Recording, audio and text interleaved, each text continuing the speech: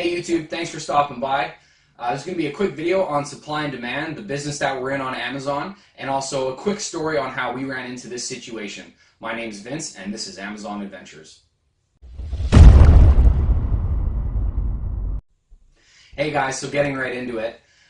So supply and demand. I was going to be a client to someone. I came into a hat store and I wanted to give them our logo, give them something to print onto our hats like you see here. So I came to the sales rep and I said, I want to give you a logo, how does this work? And she said, well, you need to give me a DFX file. And I was like, I've never heard of that. What is a DFX file? And she said, I don't know. Thanks for nothing. So you're going to supply me a product, something I can buy, but you don't actually know what the biggest part of this is. So anyway, I got on the phone with Marty and said to him, we need a DFX file. And he said, well, that's like an AutoCAD file. I can send that by email. So I go back to the sales rep and say, hey, we can email this over to you. The sales rep then told me that they couldn't receive email to the store to print onto the hat.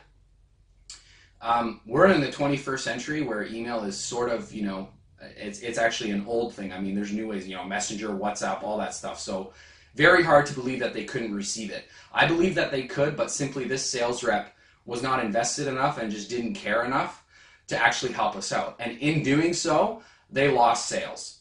So as a seller in a supply and demand industry, it is our job to not be the people who say, I don't know.